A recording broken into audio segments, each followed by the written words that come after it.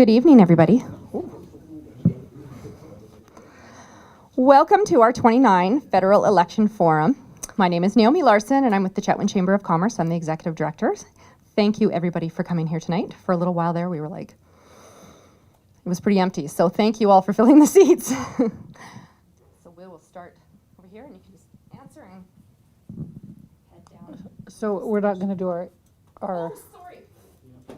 Yes, good one. Okay. Sorry. Okay, so we'll do our intro first. Okay.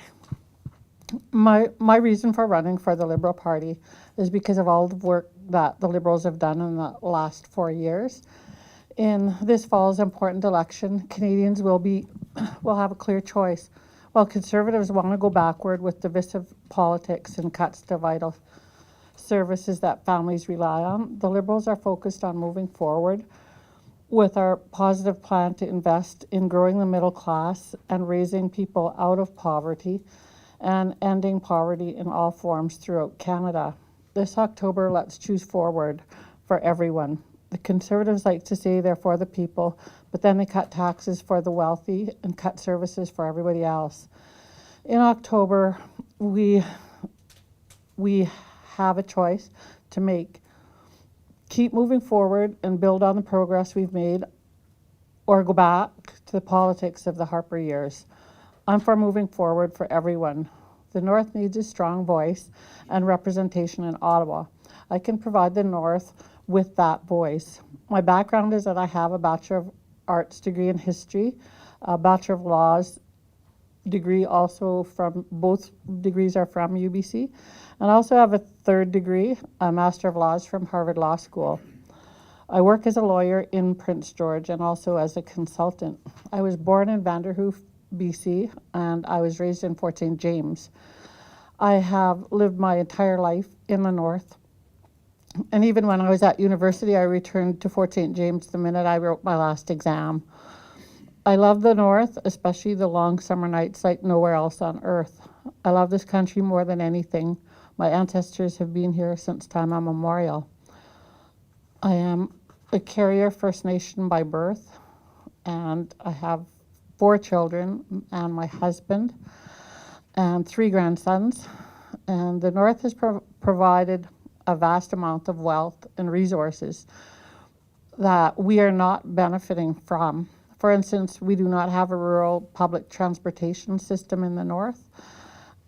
We, like in the Lower Mainland, I always like to bring up that they have public transit that consists of trains, boats, planes, and automobiles.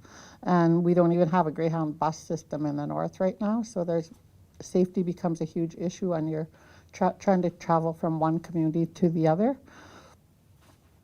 Today, the middle class Canadians are working harder than ever before, but so many are worried that they won't have enough money for retirement.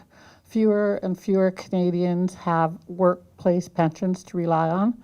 To address this, the Liberals have made commitments to Canadians to strengthen the CPP in order to help Canadians achieve their goal of a strong, secure, and stable retirement. The Liberals also changed the retirement age back to 65 from 67 when Harper had changed it. Sorry. Thank you. Thank you.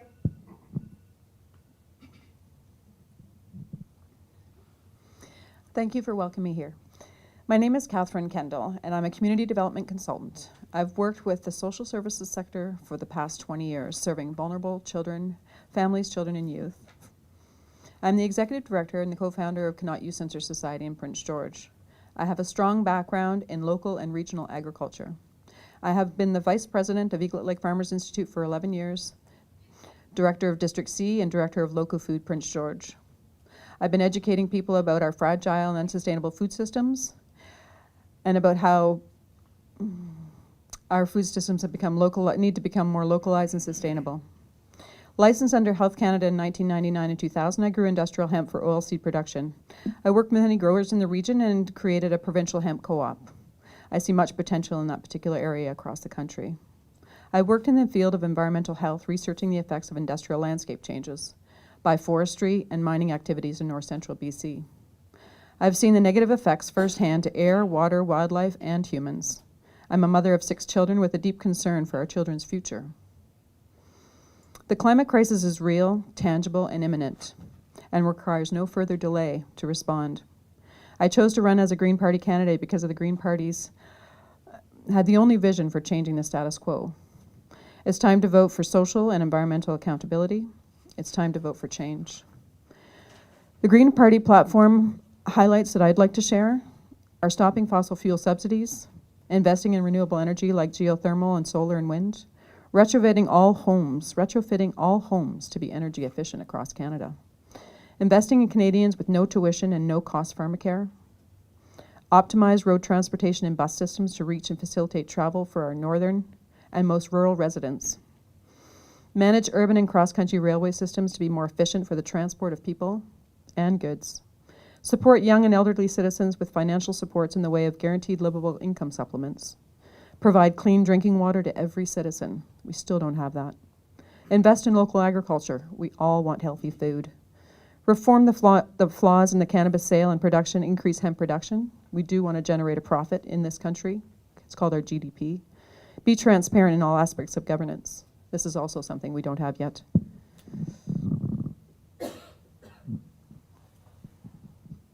Well, good evening, everyone. Thank you for coming out. This is probably the most important election of our lifetimes. My name is Vaillant, the People's Party of Canada candidate.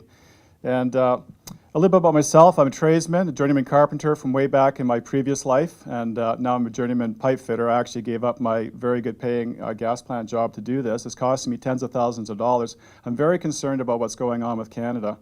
The People's Party of Canada is a new party started in September 14th, 2018 by Maxime Bernier. He was with the Conservative Party for over a decade. He ran in the leadership race against Andrew Scheer.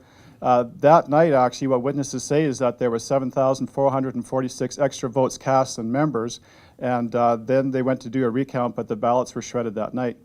He stayed on for 8 months after that, trying to get some of his party platform to be used, and Andrew Scheer completely shut him down, so he had no voice and he had a choice to make. He just didn't want to go back into private life because he had grave concerns for Canada, just like we do.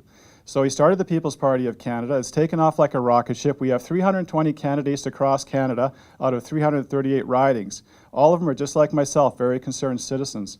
Many of us haven't been politically involved before. We're the only party that actually wants to have a balanced budget in 2 years. Now, Andrew Scheer, in the leadership race, he had promised up and down that he was going to do a 2-year balanced budget. Now he says he has to do it in 5 years, and he blames it on Justin Trudeau.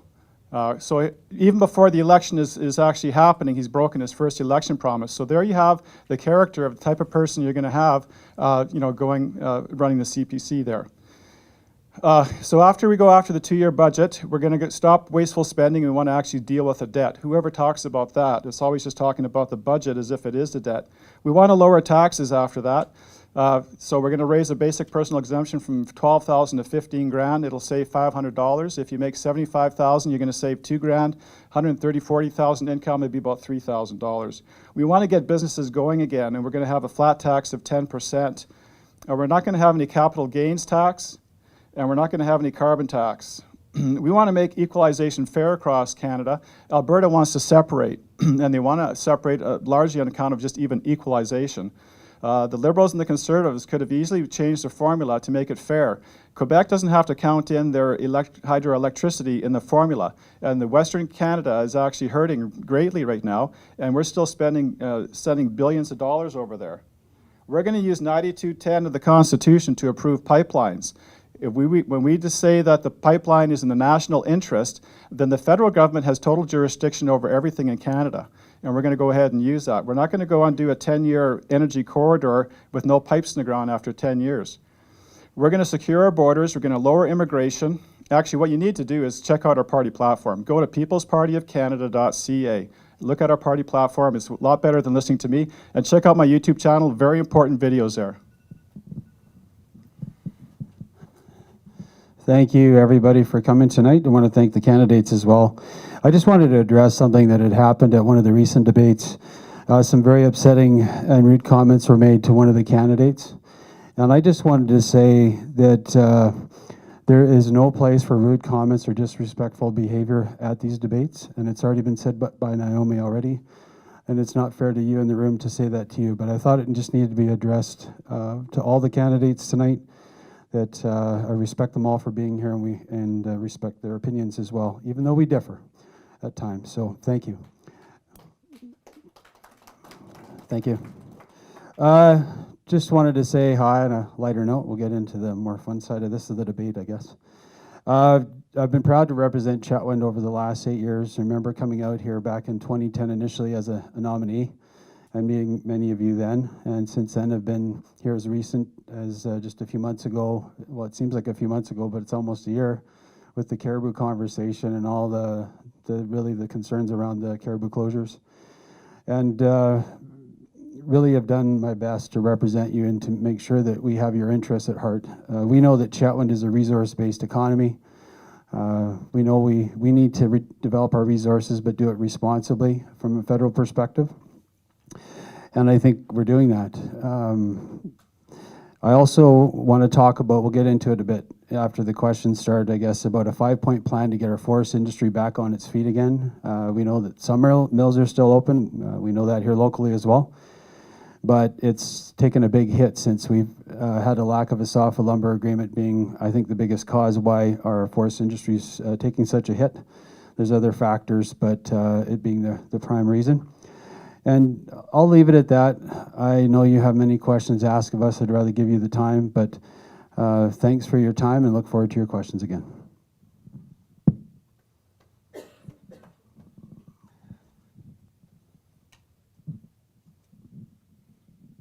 All right.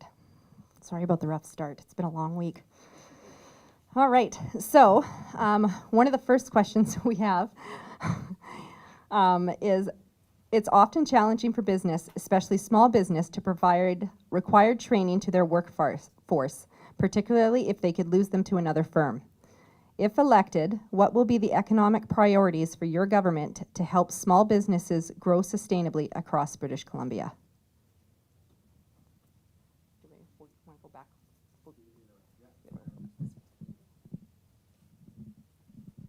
Thank you.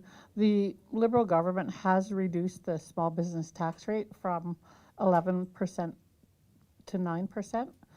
And the Liberal government has also begun more than $180 billion in long overdue investments in transit roads and bridges that will help with the economic prosperity. They've also have the plan to strengthen the middle class and put more money into the middle class's pocket. And the Liberal team is moving ahead with making smart, necessary investments that will grow our economy. The Green Party platform has one key component to it that involves our youth. And so as our youth move into post-secondary education, those costs will be removed. And so as it stands right now, our children are coming out of colleges and universities with exorbitant debts that they may not be able to pay for 10, 20 years or more, and they don't usually get the position that they're hoping for as they get right out of school. So they may have to be working at McDonald's or Burger King or wherever it is that they may be working, and it's an overwhelming situation. And so be able to provide our small businesses with educated students that don't have a debt load would be an asset. People's Party of Canada is very energy sector, resource sector, oriented. We want to be able to see these things flourish, and we want to just basically get government out of the way. Government has actually been getting in the way with various different bills that they've brought forward. Bill C-69 is a real killer for that. That's, you almost have to jump over the moon in order to be able to get a project approved now. And actually, I was just talking to a fellow recently, and he was working on this pipeline here, the LNG pipeline, and they have environmentalists in front of there looking for frogs and everything else, and they had to go and they spray washed their machine for 6 hours to make sure there was no dirt and debris on there. They went there and it was rejected by the environmentalists. Then they had to go back and take the tracks off the thing in order to be able to clean it up. And they went back and they got it approved. Then they went and worked, and the guys were looking for frogs and everything else like that, and they finally gave up. They said, we can't go ahead, we're losing too much money because it bid it by the area. So they went back, and then they got called back a week later. They didn't even take the thing off of the trailer. They brought it back, and it was rejected, even though they spray washed it, for 3 hours. And it was the same dirt that came from that same facility, So this is the kind of nonsense that's going on. We just basically want to get out of the way and make it so that people can go and develop We want to be able to lower the business tax from 15% to 10%. That's going to free up $9 billion of money to be able to be reinvested. We want to get rid of the capital gains tax by the end of the mandate, and that's going to free up another $7 billion. And so, yeah, we're very resource oriented, and we want to be able to get things moving. Yeah, thank you for the question. I think one of our key parts of our mandate for small business is to reduce regulations by 25%. And I know for some in the room it might not resonate, but when you're a small business owner and you're being overwhelmed, inundated with regulations that even Ron referred to, this government has put in place another 4,300 regulations since forming government in 2015. And you know what those are, as small business owners. It's CRA, it's many other issues that make it just much more difficult to operate your small business. I'll use an example from Dawson Creek. A young guy, well, I consider myself young, I'm 50, but a young business owner at 55 really should be building his business, and he's hitting his stride right now, but instead of building his business even further, he actually just sold out. And guess what his number one reason was to sell? After a few years of talking to this person about it, I won't mention his name, was being over-regulated. Regulated so much so that that was his business, his main focus of the day was dealing with regulations and CRA issues. So sadly, when that business should be growing bigger and bigger, have a good local business that's getting bigger and stronger, they're selling out because they're just fed up with too many regulations. So we're committed to changing that.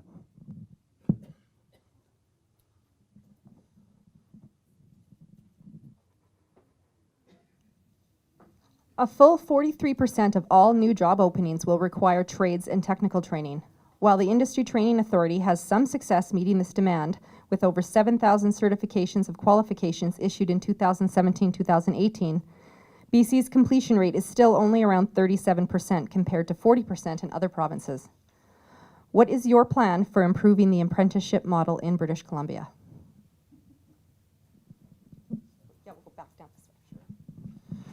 Yeah, it's kind of it's a provincial question, but it's still, I think federally though, we still have a responsibility to address it. I'll tell you from my perspective, I'm a Red Seal carpenter. So one of the things I did, I taught for 7 years before I got this job, and I taught trades. And one of the groups that we dealt with all the time was ITAC and the apprenticeship board, et cetera, trying to get more kids into trades, get them more involved into trades because it's, first of all, a good way of life, it's a good income, you can work and live at home. And we were part of some significant training initiatives at the time in Vancouver to see more even female in trades. And now we're seeing lady welders, lady electricians a lot more than we used to. I think we need to do what we can to incentivize people to join the trades, and I can speak from that firsthand. And I can speak from it secondhand. I got two trades. I have a journeyman ticket in carpentry and pipe fitting. And for me, what happened was, and actually this is a provincial question, quite frankly, because education is a provincial jurisdiction, and with the People's Party of Canada, we want to be able to respect the Constitution and get the federal government doing its business and the provincial government doing its. But for me, actually, I went in high school, I knew I didn't want to go to university, so I went specifically, all the kids are going to go to one school, and I went quite a ways across town to go to a trade school, and 40 of my credits was in carpentry. From there, at the last 2 weeks of school, I ended up going onto the job site, and I ended up starting my apprenticeship right then and there. And these are very successful enterprises, and I think that this needs to happen. I don't know what the situation here in the school systems are here as far as, you know, how far they've gone with this, but it's actually very vital. And so beyond that, basically, I think the thing that we can do on the federal level is to make it so that the businesses can flourish. If the businesses have a good bottom line and they're flourishing, they might want to go ahead, and I've been in businesses that do this, they'll go and spend some money in order to be able to help a person go and start their apprenticeship and get things going. The apprenticeship is there, it's just a matter of getting the people to do it.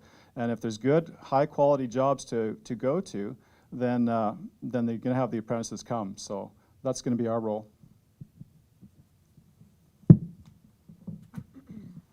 The Canadian government will make decisions that are in the best interest of all Canadians.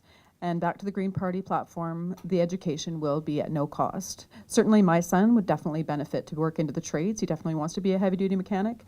And if there was no cost, I think he would be successful in that.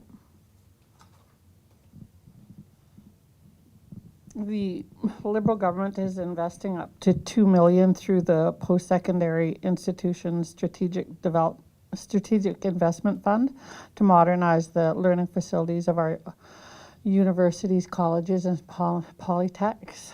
And they have also created more than 11,500 jobs in the auto industry, and have also created 6 economic strategy tables chaired by the industry leaders. And this new model of industry government collaboration produced ambitious growth targets, identified challenges and bottlenecks, and laid out a roadmap to support innovation in 6 sectors. The work in the inside of the tables is reflected in the budget 2019.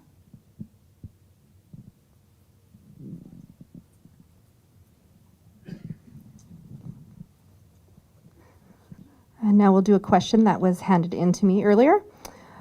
What is going to happen with all of the voter cards that had been sent out to residents who are not Canadian citizens? Is there any truth to this? I'll start back.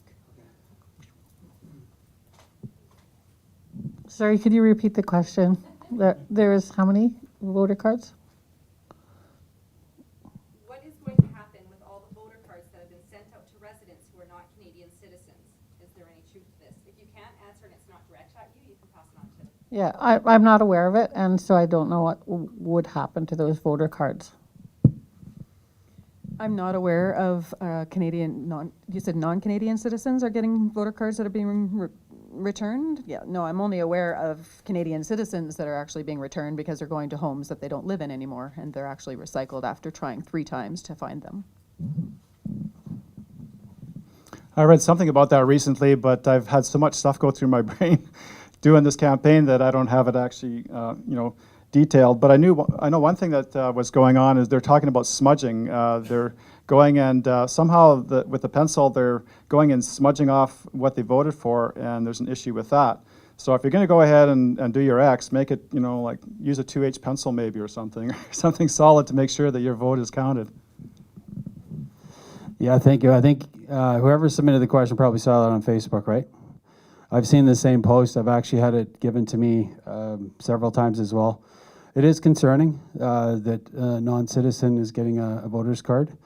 What I learned in my past experience as Member of Parliament is even Elections Canada, the voter list, the time that we looked at it, we were looking at it in committee, there was a 14% error rate in the voters list. And the Election Canada boss at the time had said, somewhat discounted my concerns about saying, well, 14% is a little alarming, don't you think? And he seemed to think that we didn't have much to worry about. I think there is. But that said, any incident that you know of personally, I think we've seen just the one example go around the net. If you know of any other examples, please let us know, and we'll report them to Elections Canada directly, or report them directly to Elections Canada yourself. That's the best way we have to fix this. If you see an error, just report it. Thank you.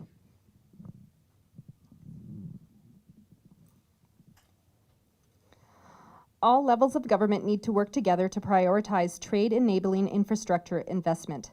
Prioritization and coordination will help move goods that contribute to economic growth, providing incentive for the private sector to make investments while contributing to local economies through the sustainable job growth and to support local businesses. Would your government commit to a long-term transportation infrastructure projects in BC, such as the Taylor Bridge linking Fort St. John to Alberta, TransLink's Transport 2050 plan, and upgrading interior road infrastructure between Prince George and the north, only to name a few projects? Yeah, that's an easy answer to the question, absolutely. One thing, as Member of Parliament in 2015, when we were in government, through the local MP's involvement, we saw about $117 million come into the riding for various projects really around the region, from Fort Nelson, a bridge up there, etc. Really saw a lot of local infrastructure projects done with a very cooperative provincial government at the time. That said, one of the big things that I am concerned about, especially being somebody that lives in the Peace, is that Peace River Bridge. It's a key connector to the whole northern part of the province, really, and even to Alaska. So one thing we did, we sent around a survey asking residents, because the BC government had asked, for some feedback about what that bridge should look like. And all the feedback that I've heard so far out of options out of a 4-lane bridge, a 2-lane bridge, or a resurfacing, everybody that I've talked to wants it as a 4-lane bridge across. Now the cost is significant. It's about, I'm told, $250 million. But it's something I've talked to local MLAs Mike Bernier and Dan Davies about, and we are absolutely committed to doing what we can to get that bridge built. I think that bridge idea is an excellent idea, and I'm all in favor of it. One thing that People's Party of Canada is going to do differently than everyone else here is that when election time comes, you're going to find all kinds of boutique kind of promises and freebies to people. Like for instance, over in Quebec, they're talking about a $2 billion light rail system and all these other kinds of things. What you have to understand though is where is this money coming from? Okay, now we can go ahead and promise all kinds of things as well, but we want to be able to balance the budget and go after the debt. And everything else here, you're going to be spending billions of dollars, to put it into perspective, okay? We have so much federal debt that the Conservatives and Liberals have racked up that we're, for a family of 4, it's $80,000 that this is owed. Right now we're paying $25 billion a year just to pay the interest. And I think that actually it could be quite a bit more because they kind of hide it with clever accounting. So this is a provincial issue that has to be done, and also you're paying 35 cents on every gallon of gas that you're doing, and that's to pay for the roads and the bridges and all these other kinds of things. That's where that money should come from. So we're very in favor of seeing everything go and develop, but the thing is we're not going to go and buy your vote with borrowed money that your children's children are going to pay interest on. The Green Party platform offers the optimization of road transportation and bus systems to reach and facilitate travel for our northern and most rural residents, managing urban and cross-country railway systems to be more efficient for the transport of people and goods. And so if the Peace River Bridge was at the top of priority list for this community or northern region, then it would definitely be at the top of the list, and we would explore that. I think that the Liberal government would work hand in hand with the provincial government when it comes to infrastructure, and it's something I talked about in my introduction. I think that the connectivity in the north really needs to happen, and safe transportation is also a real issue in the north. We had those murders out on the Alaska Highway last summer, and I think for the studies obviously would have to be done, but for instance, when you travel the Oregon coast to California every summer, I have, there have huge spaces that are rest areas that are well lit. They have clean bathrooms, they have an emergency telephone, and a lot of people pull over, and they really are safe places. And so in terms of our infrastructure in the north, I think we really have to look at things like that, where there's a safe place where you can go to pull over if you broke down. If you can at least get there, there's something there on the highway. So I think infrastructure really is urgent, and it's really important, and there's much to be done. I made a mistake. I said 35 cents per gallon. It's 35 cents per liter. That's how old school I am. Okay, we have a question from the audience regarding your climate action plan. Please outline your climate action plan and state whether it's good or bad for BC.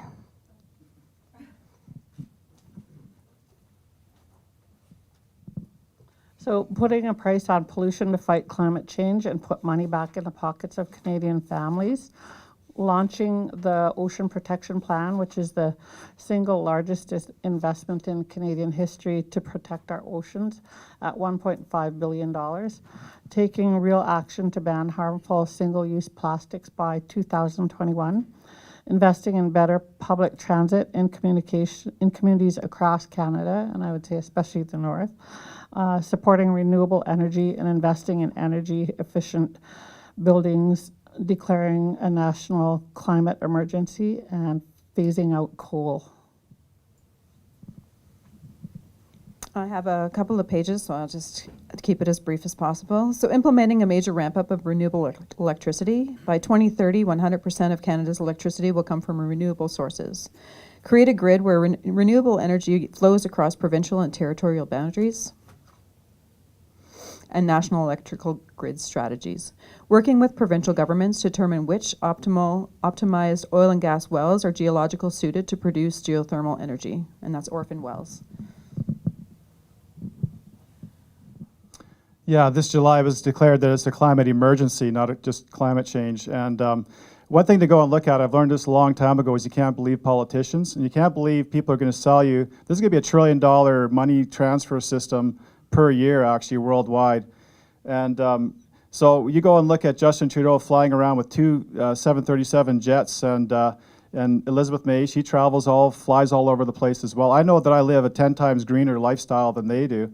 And so these people, are they really believing what they're saying to you? So, just go ahead and look at that.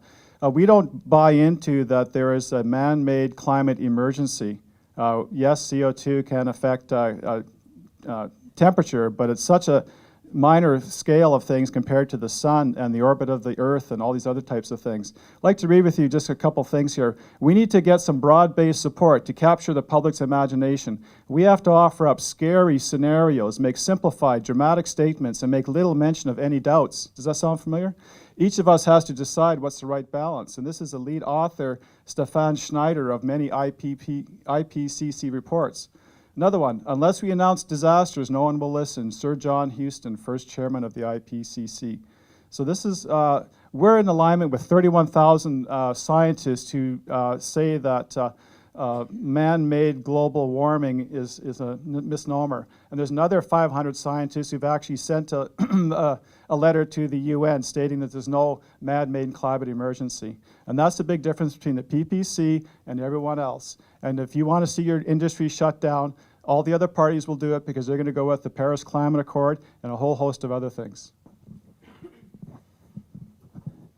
Well, I'll disagree with Ron on that one. We are concerned about our emissions. We've made that very clear as a Conservative Party, but we also understand that we're not going to do the world any favors by killing our natural resource-based economy in Canada. And the example is if we actually produce 1.6 of global emissions, 1.6% of the total. So if we were to stop all our emissions today, which means shut down Kanumikal, shut down every kind of resource project in the area, especially around Chetwynd, it would only have an impact, China would overtake that impact in 21 days. That's how much of an impact we would lose, I guess. So what we're suggesting is why in Canada we have some of the highest environmental standards in the world. Why don't we give the world more Canada? And the example that I'll use is natural gas. And a lot of us have a very good knowledge about how LNG works and how natural gas is available plentifully around this area, provides us a lot of local jobs. Do you know that if we send natural gas to China, some of their more inefficient forms of energy in their production, we could half of those emissions, half them. So one example too is just with a carbon capture project, if we sent over Canadian technology, and I think it's to 100, not refineries, but energy producers over there, if we put carbon capture technology on those particular energy producers, we could reduce their pollution by 300 megatons with Canadian technology. The bottom line is Canada, we're the experts at green technology, producing clean resource, whether it's natural gas, oil, coal. We can do it cleanly. I think the world needs more Canada, not less.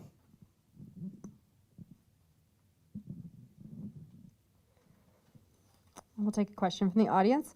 What are you going to try to do to help the farmers and ranchers?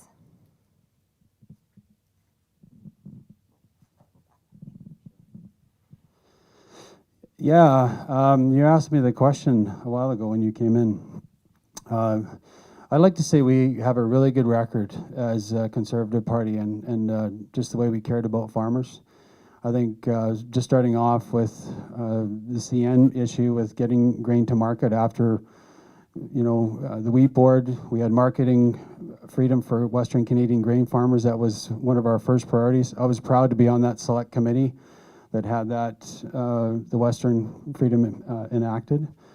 I literally had grain farmers come to me in tears saying, we were waiting for this day to happen. And for those in the room who don't know, what used to happen before for Western Canadian grain farmers, if they were to sell their grain to anybody else except the wheat board, it was a criminal offense. So we had grain farmers that would sell grain to the Americans on the US side, literally end up in jail for doing that.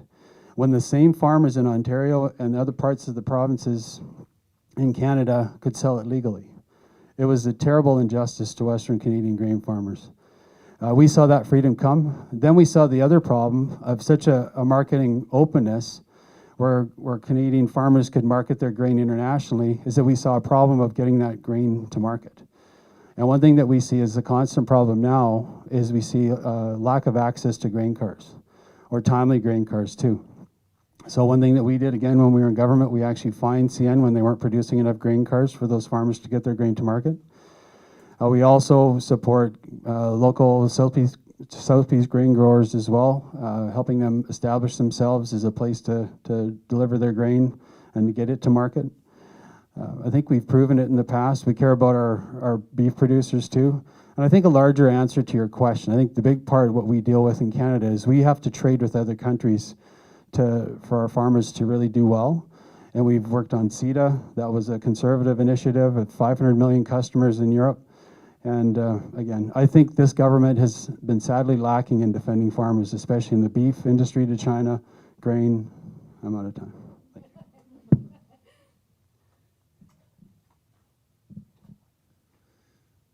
One of the things that we want to be able to do is get rid of the communist system of supply management, where 19,000 producers of milk, dairy, and eggs basically have a cartel over this industry. So what happens is it's not a very localized thing. So it eliminates local farmers to be able to produce these products and to be able to sell them legally. I see them in the farmers markets, eggs being sold and different things, but on a large scale, it's not to be, it's the supply management. So we want to be able to phase that out and have it so that all the farmers will be able to freely choose what they're going to be able to develop. There's also with the grain fees that are being charged that we want to be able to reduce those. We want to get rid of the carbon tax. We can't do it on the provincial level, you're stuck with that, but on a federal level, we're not going to have it, so we're not going to be able to hurt the farmer that way, as the others will. We want to eliminate the interprovincial trade barriers that we have in Canada, and it's not, like the wine growers and selling their wines or whatever across the country here. They can't do it very easily, and that's just one example, but there's all kinds of different things, and it amounts to about a 3% tax that people are paying. It's actually sometimes easier for us to be able to trade with foreign countries than it is for another province, and that's not supposed to be. It's supposed to be in Canada that we're supposed to have open and free trade amongst our provinces, and so we're going to go ahead and work towards that, and there'll be law cases on it and everything else, but we will have the Constitution to back it, so that'll happen. How many people invest in food production in this room? A few? Even if it's to your own garden or on your patio. This is the most important investment for humans to invest in. Over 80% of our grocery store shelves are now riddled with foods that are coming from genetically modified organisms. Genetically modified organisms, we have no proof about what their long-term consequences are within our bodies or within the food system itself, what we're doing to the land. The Green Party platform is heavily investing in regenerating soils from industrial agriculture. This is my favorite topic. It's something I'm very passionate about, and I'm going to read a few more points just to highlight that. So establishing climate change emissions targets for all components of the food systems, including nitrogen fertilizers, livestock production, and transportation. Funding research and extending support for farmers shifting from conventional to organic and regenerative farming systems, which would work with nature, not against it, to produce the food. Invest $2.5 million into each year into land and quota trust programs and farming apprenticeship programs to expand local small-scale agriculture and help new farmers get started. If you're a farmer, you'd realize that your kids may not be interested in what you do, although you wish they would. They don't see the value financially in looking at a lifestyle. Farmers choose to do what they do because they believe what they do is good. Protect the right of farmers to save their own seed and promote heritage seed banks and the seed seed exchange programs. Seeds right now are going extinct across the globe. We are now growing more and more seed through through the GMOs that allows us to just produce a certain small group of seeds that actually aren't heritage seeds, which means we're losing our gene pool, which actually loses our genetics and our own nutritional value. Support rooftop and community gardens, assist in reestablishing the infrastructure. Is that my time? That's your time. Okay. Maybe we'll come back to that topic. Thank you. The mandate for agriculture and agri-food is to support the agricultural sector in a way that allows it to be a leader in job creation and innovations. The Liberals have provided 630 green job opportunities for young Canadians in the agriculture and agri-food sector under the Agricultural Youth Green Jobs Initiative. They've also introduced a new loan designed specifically for women agricultural entrepreneurs through the Farm Credit Canada in Budget 2018. I worked with the Farm Credit Canada to reduce the stigma around mental health in Canadian agriculture by collaborating with 4-H Canada and industry partners to create a national program that supports the mental and physical health of 4-H youth, and created a resource for managing stress and anxiety on the farm titled Rooted in Strength, which has been delivered to every farm in Canada. Invested $100 million in agricultural science and research, and hired 75 new agricultural scientists to address emerging priorities such as climate change and water conservation to help mitigate biological threats to agriculture. Help dairy processors invest in robotic and other automated systems to improve farm productivity through the 4 years. $100 million dairy processing investment fund and the 5-year $250 million dairy farm investment program. Delivered on our commitment to continue to strongly support our world-class dairy farming supply management system. Signed a $3 billion Canadian agricultural partnership with the provinces and territories to help create a modern, sustainable, and prosperous agricultural sector. Supported the Canadian aquaculture industry by investing $2.48 million.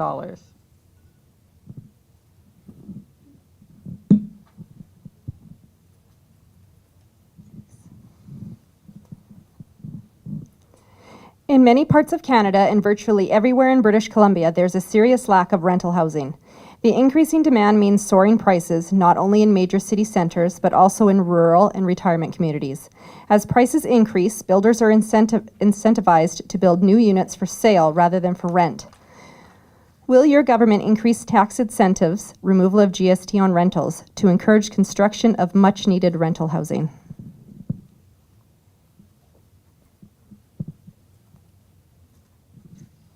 All Canadians deserve a safe and affordable place to call home.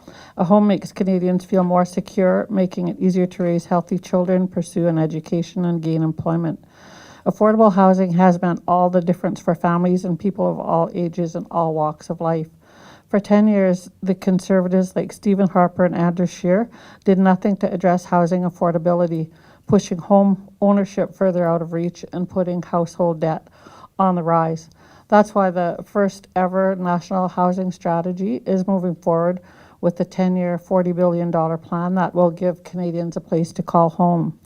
The Liberal plan for the first ever national housing strategy is a blueprint for reducing homelessness by 50%, removing more than 530,000 households out of housing need, creating 100,000 new building units, 4 times more than what the previous governments did during the last 10 years, repairing and renewing more than 300,000 housing units, 3 times more than what the previous governments did in the last 10 years, protecting an additional 385,000 households from losing an affordable place to live.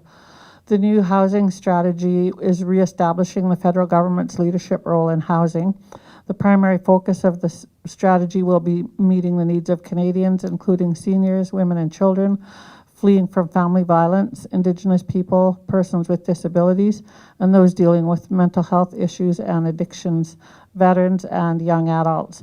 A key part of the strategy is the Canada Housing Benefit. The Liberal government will work with provinces and territories to develop a $4 billion Canadian housing benefit to be launched in 2020 to respond to local housing needs and priorities. Next to food, we all need a home. In Prince George, where I've been working for the last 20 years, we have hundreds of homeless people. The Green Party would appoint a Minister of Housing to strengthen the national housing strategy so that meets the needs for affordable housing that are unique to each province and oversee its implementation in collaboration with provincial ministers. This recognizes that housing is a provincial jurisdiction. The target would be 25,000 new and 15,000 rehabilitated units annually for the next 10 years. We would increase the National Housing Co-Investment Fund by $750 million for new builds and the Canada Housing Benefit by $750 million for rent assistance for 125,000 households.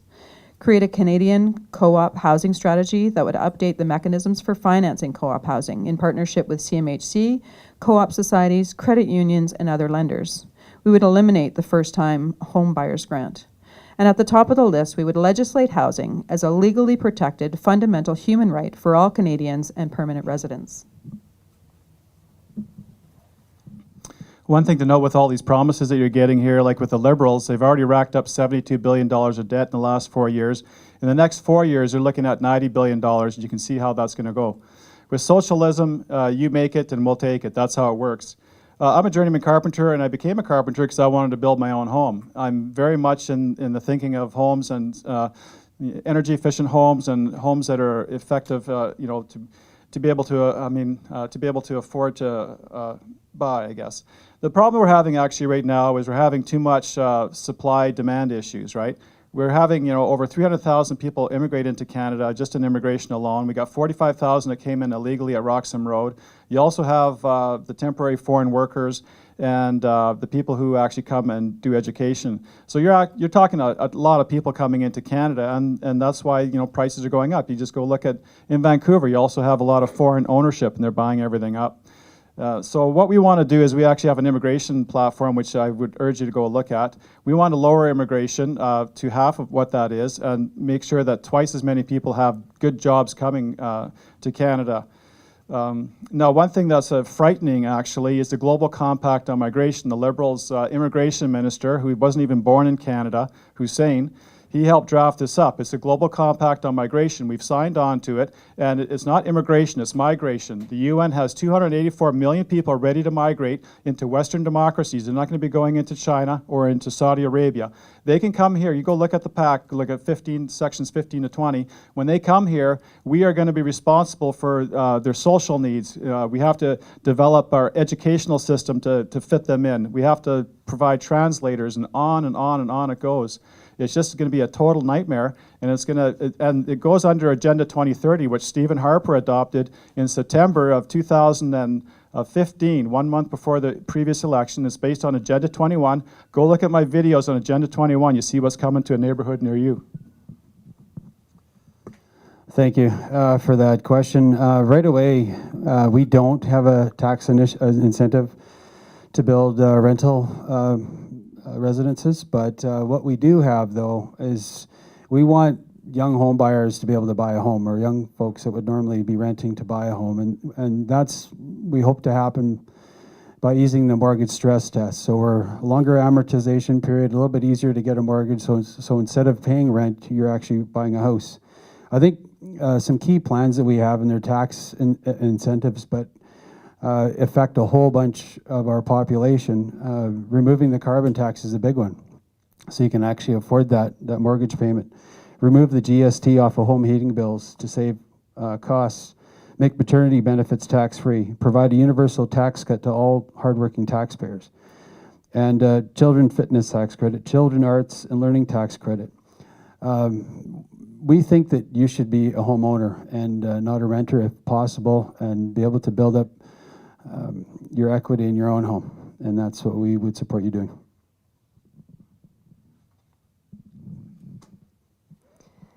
Given that Canada's debt level has increased despite a relatively strong economy, there is concern about the precedent set for future government spending initiatives. What is your plan to ensure Canada's debt burden remains low and affordable today and for future generations? Yeah, I think there's a principle behind having a balanced budget. This government promised by 2019 we were supposed to be in balance. And we've seen that the spending is just out of control, especially when the economy is supposed to be firing on all cylinders. We're still spending way more money than we're taking in. And we all know what interest is, and Ron has alluded to that too. There's no magic interest rate that Canadians pay. It's not some lesser rate than the market is the market interest rate. So it's a very expensive thing is to have all that interest. And we often say we don't want to use our credit card and pass it on to our kids like Carter here and give him the credit card bill and say, here you go, here's your $100,000 bill for what I just spent. I don't think any of us want to be irresponsible the way to leave him with that debt in the future. We do have a plan to get back to balance. We've looked at the numbers. It's going to be a little bit longer than we anticipated to get there, but we're determined to get there. I think it's an understanding. We went through this process with Deficit Reduction Action Plan on our previous government, where we actually took 10% out of our budget to get back to balance. It wasn't easy, but one thing that we did was part of our mandate was, I'll use the example of egg and agri-food. So I was on the egg committee, so Jerry Ritz is a good friend of mine. And when we got this mandate to take 5% out of the ag budget, and so the bureaucracy came back and said, look, okay, all these farmer programs then to farmers like you are going to get cut. And Jerry went back to the bureaucracy and said, no, it's not going to come out of their hide. It's going to come out of the bureaucracy's hide. And so out they came with all the cuts, but it came within the parameters of that building of the bureaucracy. It affected the government, not the farmers. And we added another 5% in cuts to total 10%. And I think that's just, we as Conservatives don't want to see cuts to the farmer and the person on the ground. We think we need to take a good look at ourselves before we cut elsewhere. This is a very big issue. It's been a very big issue for me ever since I started voting, when I voted for Brian Mulroney so Pierre Trudeau wouldn't get in because he spent money like a drunken sailor. But yet I found that Brian Mulroney did the same. Now, he had to deal with high interest rates, that's true. But if you go and factor in from Pierre Trudeau till now, if you factor in inflation, the Conservatives have actually racked up 40% more debt than the Liberals. Stephen Harper racked up $142 billion of new debt. So this is a very concerning thing. And so with the People's Party of Canada, we are going to make it a main focus to go ahead and balance the budget in 2 years. And we tell you how we're going to do it.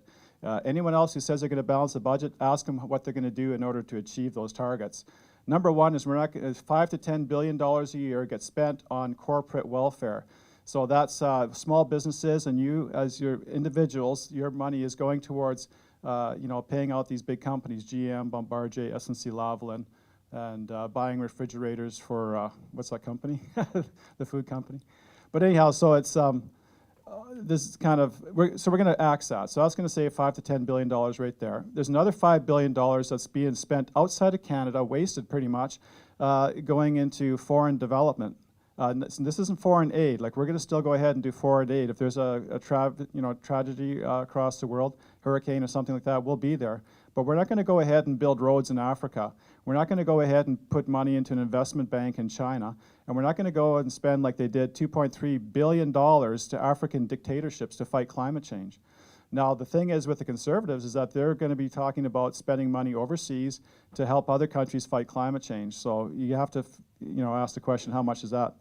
We're going to also defund CBC. That's over $1 billion a year. And they can go ahead and they can start at, putting advertisements up or whatever it takes for them to go ahead. And we'll, do it nicely over 4 years probably. But there's many things that we can do. We're also, with our immigration system as it is, it's $30 billion, and we can fix that. Fair taxation. So the Green Party platform has a list here, and I'll try and summarize, but if you want more details, I can certainly share them afterwards. So establish an arm's-length federal tax commission to analyze the tax system for fairness and accessibility. The last tax commission was issued in 1960. It's far overdue. End offshore tax dodging by taxing funds hidden in offshore havens and requiring companies to prove that foreign affiliates are actual functioning businesses for tax purposes. Apply a corporate tax on transnational e-commerce companies doing business in Canada by requiring the foreign vendor to register, collect, and remit taxes where the product or services are consumed. Impose a financial transaction tax of from 0.2% to 1.5, it's 0.2 now, so move it up to 0.5% of the financial sector. And so this was alluded to being something that a transaction tax when you use your debit card and MasterCard, that was spoken about by other candidates in previous forums. It's actually for banks and the higher level transaction taxes. Eliminate all fossil fuel subsidies, including payments and tax write-offs valued at several $7 billion annually. Increase the federal corporate tax from 15 to 21% to bring it in line with the federal rate in the United States, our biggest trading partner. Charge a 5% surtax on commercial bank profits. Commercial banks accumulate huge profits. Prohibit Canadian businesses from deducting the cost of advertising on foreign-owned sites such as Google and Facebook, which now account for 80% of all spending on advertising in Canada. Eliminate the 50% corporate meals and entertainment expense deduction, which includes season tickets and private boxes at sporting events. But we will increase the tax credit for volunteer firefighters and search and rescue volunteers. The Liberal government investments brings the total infrastructure spending to more than $180 billion, including $28 billion of federal funding for public transit systems across Canada. And essentially, the Liberals are investing to build a stronger economy and a stronger Canada. We will continue to stand up for communities that make Canada strong while politicians continue to try to stand in the way.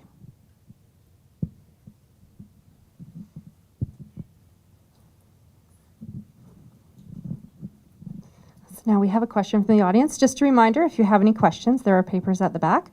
You can jot them down and bring them on up. How will you reduce the influence of the UN on Canada's sovereignty? This question is actually for the People's Party of Canada, for Ron. So we'll start with Ron, and then if anybody else wants to answer, you can. Tailor-made question, actually. People's Party of Canada, we basically state that the UN is a dysfunctional organization, and that's an understatement. You can see basically how they're feeling about Canada and Western civilization with the Global Compact on migration. They want to flood us with millions and millions of migrants that we have to pay for. And this is all a part of Agenda 2030, which I stated before, which is based off of Agenda 21. That's why you need to go to my YouTube channel and start looking at some of the things I posted on there. But what they want to do in Agenda 2030 is they want to reduce the wealth disparity between rich nations and poor nations. Same thing with individuals as well. They want to dictate to us our levels of consumption and also our productivity. And in there, you also got, the Paris Climate Accord, various other different things. And so with us, we're going to be able to look at these UN agreements, and we are going to try and get out of every single one that's not beneficial to our country. We want the government of Canada to have the, they still have the full authority even with the UN, but the UN basically lays out the terms. The governments that we have, all of these parties are all basically UN driven, like with a focus on wanting to implement UN policies. And so then what happens is they go ahead and they implement it. We're not going to do that. And this is very grave concern. One thing that you have to start looking at is UNDRIP right now. UNDRIP actually states in UNDRIP here, which is a UN Declaration on the Rights of Indigenous Peoples. It says here in Section 26, basically, that Indigenous peoples have the rights to the lands, territories, resources for which they have traditionally owned, occupied, or otherwise used. And in the leadership's debate, if you go back and look at it on October 7th, all of them said that they're going to go ahead to implement UNDRIP except for the Conservatives. But the Conservatives have been actually very quiet about it, and I think they're complicit on that. And the Senators are holding off on this going in through Canada right now. They're praying for a miracle. I'll give a stab at that one. So I'm glad Ron admitted that Canada still ultimately has authority over the UN. The UN only, I guess, the candidate that really should be here is the NDP candidate, because I'd say us as a government are committed to our own laws and abiding with our own sovereignty. I think where the UN tries to assert itself, we support UN Paris Climate Accord, for instance, where it agrees to hit the targets set in 2005 emission levels at 30% below that. We agree to the aspirational goals of that. That's a big difference in actually being under the law of the UN. The UN doesn't hold any laws over Canada. We have sovereignty, we get to make those decisions. We can still aspire to do better in terms of lowering our emissions, to make that clear. I think the problem gets to be, though, is with parties like the NDP who want to enshrine UN law or UN declaration or language into Canadian law. That means they're turning into what's an aspirational goal into law. And then we have to abide by that. That gets very concerning. And the UN is sort of as an arm's length asserting itself over our country. And that I would be concerned as well.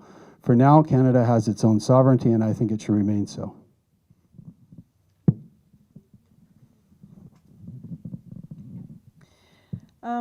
The UN is a large entity that Canada chooses to participate in for many different reasons.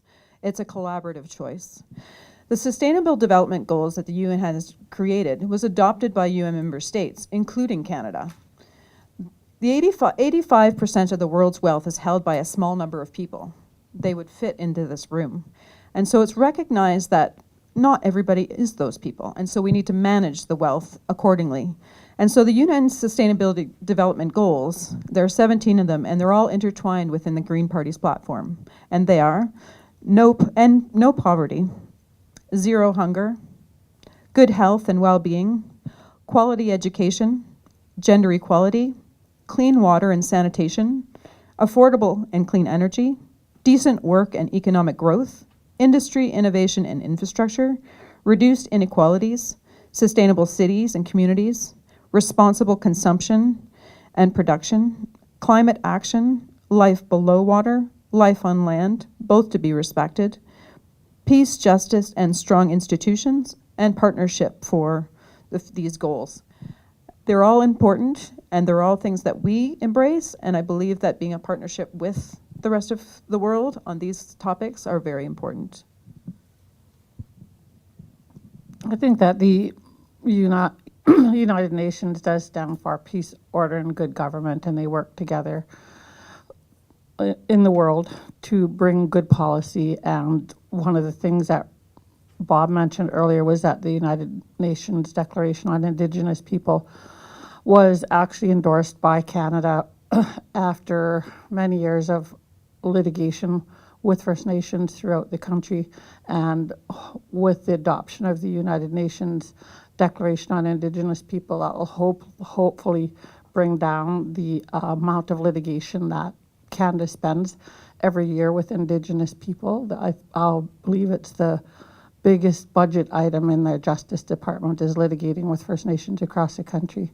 So adopting the United Nations Declaration could only help in bringing that price down.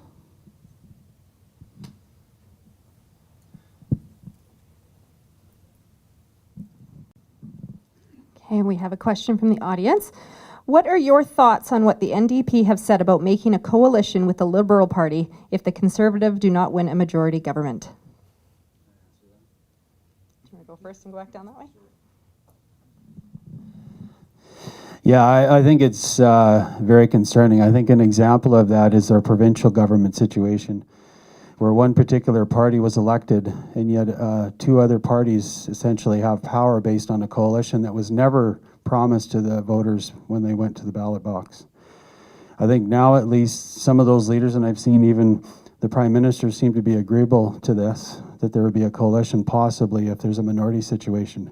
It should concern every one of us in the room, because you're voting for a particular party. If that party doesn't win in the particular election, to be propped up by another party in doing so, I don't know. That's a difficult one for me to understand. especially, I'd say, in this room, very difficult with the NDP. The NDP have not been shy in signaling they are against resource development. They are against natural gas, they are against oil, they are against the oil sands, they are against almost every form of resource development in our country.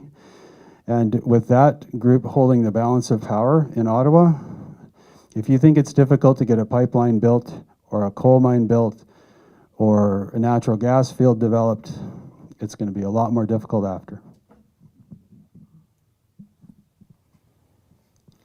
I guess the word I would use is frightening, and it's not just going to be the NDP. It'll be the Greens as well, I would think, as well, because they're very similar in their scope of things. And so, I mean, that's why we're facing such a tipping point. In my videos, when I started a long time ago, I say Canada's at a tipping point, and really we are. And this is why the PPC really needs to gain power, because we can, end a lot of the stuff that's going on. One of the things that we're going to do is we're not just going to go and align with another party just for the sake of it being a party, for instance, the Conservatives or whoever. It's going to be on the topic. What is the topic? What's the issue at hand? If it's a good issue, if we can align with it, we will go with it. If it's not, we won't. So just to go ahead and say we're just going to align with another party, I think that's problematic. But anyhow, we're at a very frightening juncture in Canada. In 4 years, a coalition can be beneficial or it could be detrimental. I think the biggest issue is that we have poor voter turnout and we do not have a representation of the majority at the voter to actually vote on our ballots. And I actually don't know what the official Liberal Party line is with regard to a coalition, but there has been a coalition federal government in the past.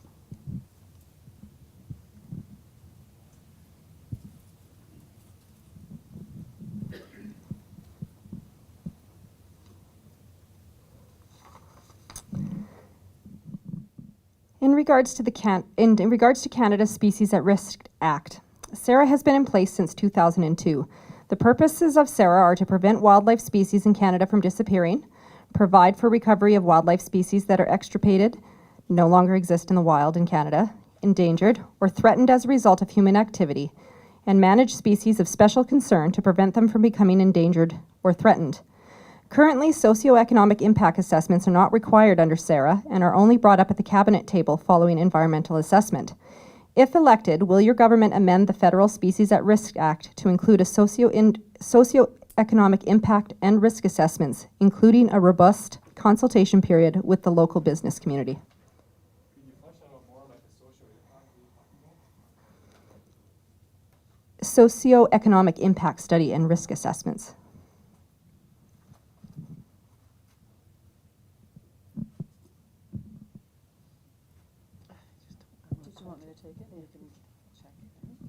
I'm just going to go ahead and okay. I can't speak exactly to that. I can only speak what's in our platform. And so protecting species and habitats. The Green Party would increase funding to federal departments to dramatically ramp up development and implementation of endangered species recovery plans required by legislation, placing tight deadlines on completion and invoking emergency powers of the federal government to protect species when provincial governments fail to do so. Protect a minimum of 30% of fresh waters, oceans, and land by 2030. Commit $100 million annually over the next 4 years to create Indigenous-led, protected, and conserved areas and fund stewardship of these lands and waters by Indigenous guardians. Fully restore the Canadian Environmental Assessment Act, which was gutted by the Harper government in 2012, and adopt the recommendations of the Independent Expert Panel on Environmental Assessment, commissioned by the Liberals and then ignored. Increase funding to the Parks Canada to ensure that the ecological integrity of our national parks is maintained and, where necessary, restored, and that heritage sites are fully protected and maintained. Pass it along. As far as the socio-economic impact, we don't have anything in our platform, so I can't really talk to it. But I can talk about here, basically Sara is involved in this whole caribou recovery issue that you're dealing with, where 1 million acres of land is going to be off limits. They're already starting to put signs up in the backcountry restricting access, and it could actually be 3 times that amount. And there's a partnership agreement between the federal government, provincial government, West Moberly, and the Saulteaux Aboriginal bands on this. The town councils and everything else aren't involved, but it's involving Sara, okay? This is Sara, and it says here, the Minister of Environment and Climate Change has determined, this is talking about the partnership agreement, there's an imminent threat to the recovery of the southern mountain caribou. And the parties recognize that the protection of the habitat of the species at risk is the key to their conservation. Okay, so you got maybe a few thousand caribou over 1 million acres, okay? And they're talking about that it has to be the habitat that protects them. They're not talking about the wolves that are getting them, and the wolf population needs to be dealt with because the farmers are losing their livestock to it. They're not talking about that the hunters can't go and shoot the grizzly bears. The grizzly bears are going after them too, and there's all kinds of other things that aren't even mentioned in this whole thing. But in this document, it's quite amazing. It says here that the purpose of the partnership agreement is to expeditiously grow the population of the herd to be self-sustaining and support Aboriginal harvesting activities consistent with existing Aboriginal treaty rights. What does this have to do with protecting the caribou? And in here, it also talks about that they're fully committed to adopting and implementing the United Nations declarations on the rights of Indigenous peoples and the calls to action of truth and reconciliation. So this is like a whole can of worms that is all involved with this whole thing.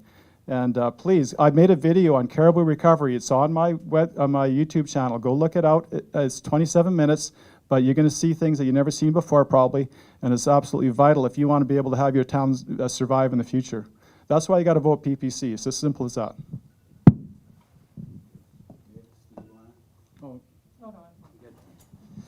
Yeah, I think the room that we had the caribou conversation was just over there. And I think one thing that we learned firsthand is that the local community was not being listened to. Yeah, there was consultations that they were defined as. They came and ticked the box in every community. They said they were here, they said they listened, but we saw by the plan they really didn't listen to anything we had to say. One thing that we are committed to, one thing that Andrew is committed to as well, in our caucus, when we had these conversations about what was going on with caribou, I said, you know, we have expertise that are real experts in the community. We have people in Mackenzie that have 25 years working with caribou that fully understand what the caribou need for that herd to get bigger. We have local First Nations expertise that knows firsthand what to do with the caribou herds and how to see them increase, and some local work that's been done, some pending work that's been done to see the numbers increase. We have all this expertise, but only 2 groups were being listened to. And the one thing, again, that we're committed to is hearing from all our community members on expertise of what needs to be done to protect, whether it's caribou, if it's moose, if it's whatever species it is to listen to that local expertise first before any decisions were made. I think what was alarming to me was that the decision, it was clearly made before they even came to the community. And again, they were doing their diligence, I guess, by appearing to listen to us, but they weren't. We are committed to being listeners to you, local experts in the community, to do real good work, that know how to do real good work with these species that are at risk. Thank you.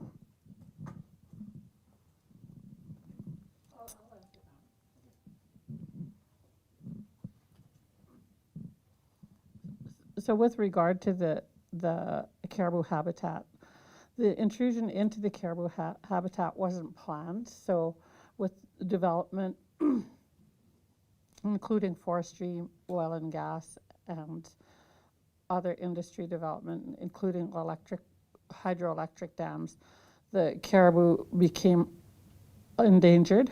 And I think it's a good lesson that we have environmental protection in place now as a result of situations like the caribou habitat in the north.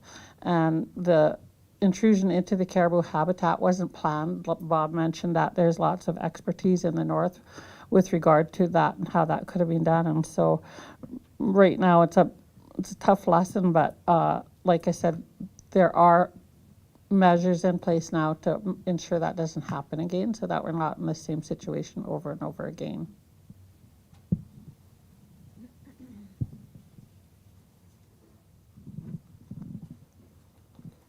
Now we have another question from the audience. We all know that Chetwynd is a forestry community. If elected, how will you strike a balance between protecting the ecological integrity of Canada's forest and the need for an economically and environmentally sustainable forestry sector?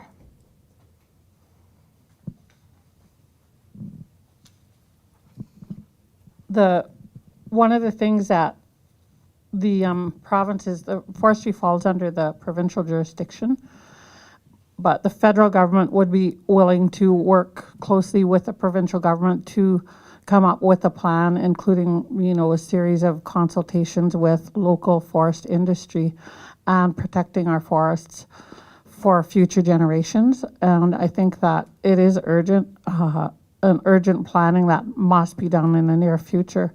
We all are impacted by the forest industry. My brothers are all worked all their lives in the forest industry, so I know how badly people are being hit in their home communities with having the joblessness. So there's much to be done, and the federal government would definitely work closely with the province of BC to ensure that there's a plan in place for forestry workers. And one of the things that has been done is there's been 2 years added to the employment benefits beyond the normal length of time on your employment benefits. So that's one strategy. But there certainly is a lot to be done in that field. The Green Party plans to plant millions of trees over the next 10 years to offset greenhouse gases and also to enhance the forestry in all communities where forests are already growing and communities are already invested in the forest industries. And so one of the most important components is sustainable harvesting of the forests and planting, making sure that ecologically appropriate trees are actually being planted. And so looking at value added, so instead of actually sustainably logging and shipping logs out of the province and out of the country, looking at how it is that we can value add trees in place so that communities can build community infrastructure around that.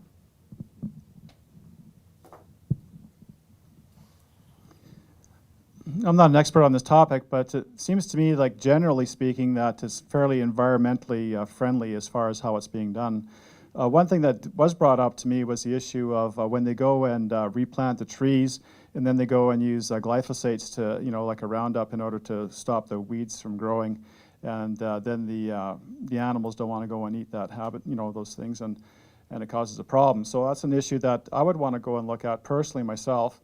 As far as making it a sustainable resource sector for you folks, I mean, we want to be able to renegotiate the softwood lumber deal, and we would put supply management, the issue of the milk, poultry, and eggs on the table.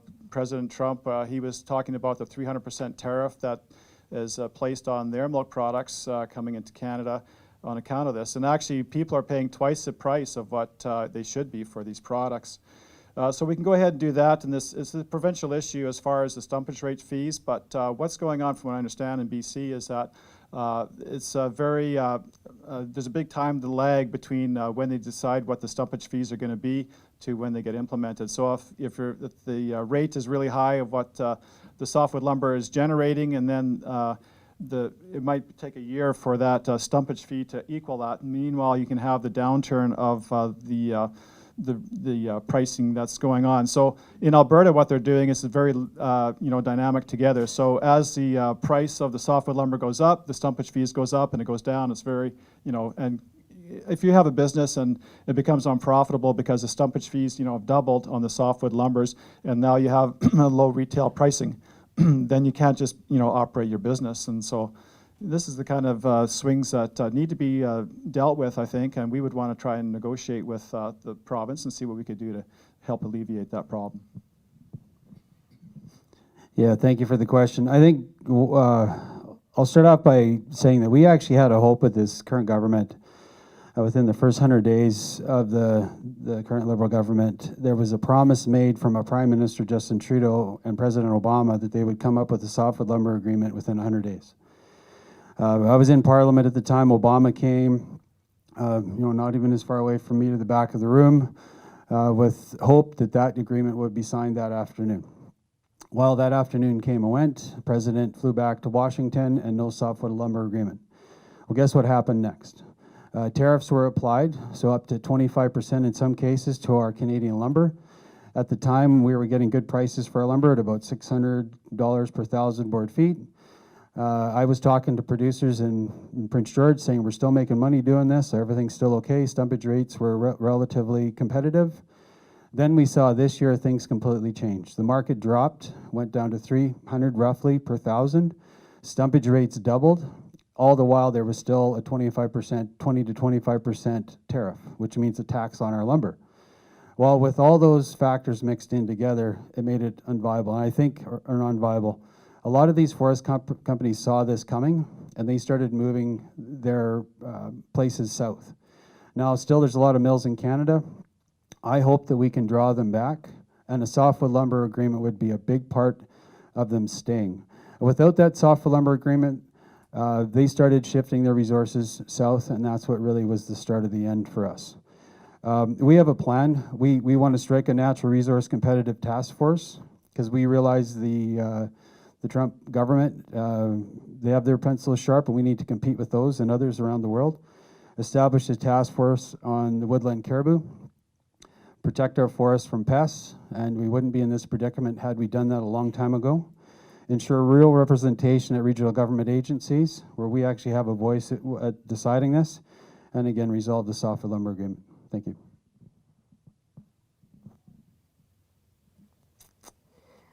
The Trans Mountain Pipeline has overcome multiple regulatory and legal challenges and has finally been approved by the federal cabinet. Will your government commit to supporting the Trans Mountain Pipeline project to its proposed completion in 2022? Yes, absolutely. We were a little alarmed too. We'd seen the Trans Mountain Pipeline go through many processes, through many consultative processes, stacks of paper, and approved. And then the last decision wasn't even appealed by this current government. So we saw the government buy the pipeline.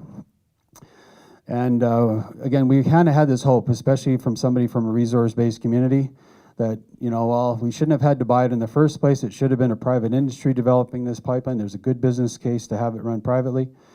And then because of overregulation, you name the issues, the project became at risk. So this current government bought the line, the old line. We are absolutely committed to seeing that particular line get to Vancouver. We see the resources from Alberta, unless they get to market, Tidewater, it's very difficult for them to keep going.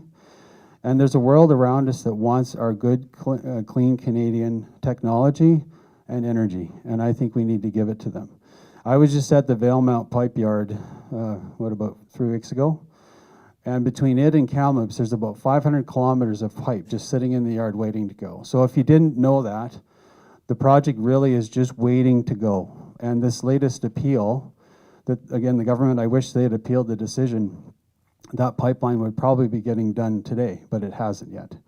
So I don't have a lot of confidence that they will actually get it done based on the previous inaction by the government, but my hope is that they do. Our future really depends on it. I wouldn't hold my breath for the Liberals to complete that project at all. I think it's just basically a vote-buying scheme at this point. But yeah, we would use 9210 of the Constitution, okay? Simple as that. And all the previous governments could have done the same sort of a thing. When you declare something in the national interest, then the federal government has the top authority. So when, for instance, Energy East, you know, well, this other pipeline, you know, we'd absolutely support and get that going. But Energy East, we don't really have a pipeline going all the way across Canada to go ahead and do that. There is a company that's come up with, they're wanting to go ahead and do that all the way across the country and actually have a port on the end that they can actually go ahead and export if they want to go that way.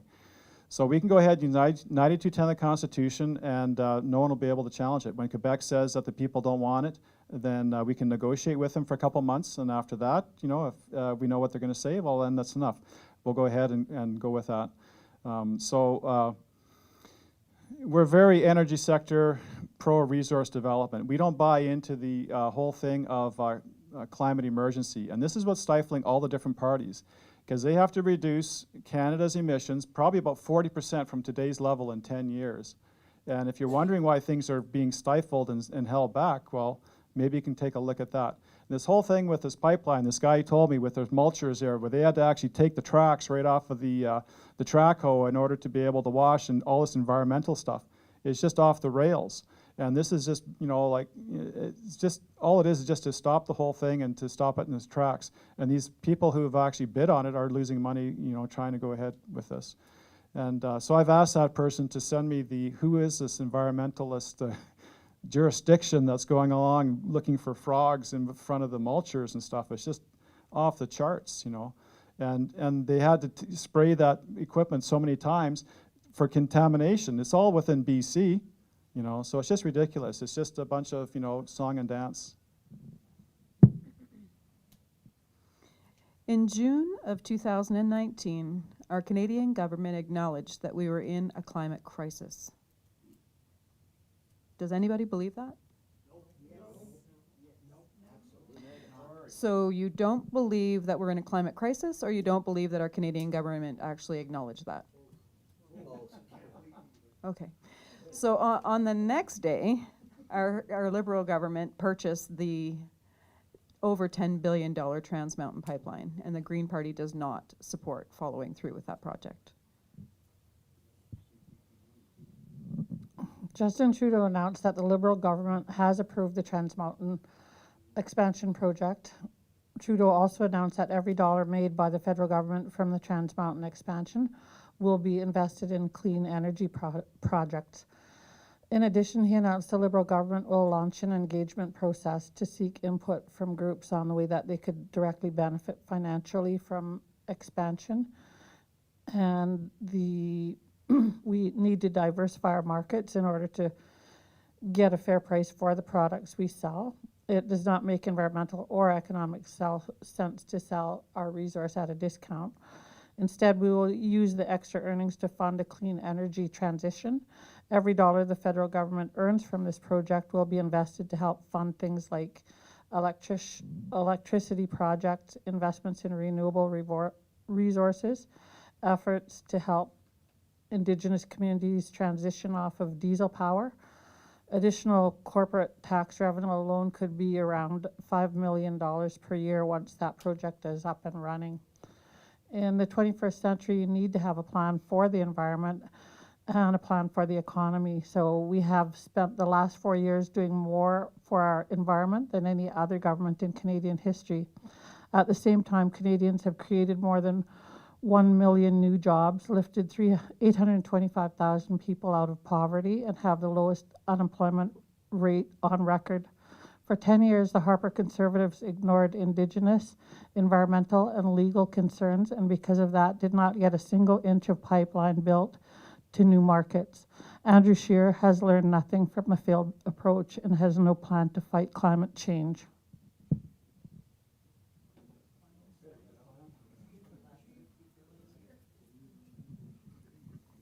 Okay, so we are at the 8:30 mark. So it is time for closing statements. Closing statements are 3 minutes each. It should only take about 10 or 15 minutes.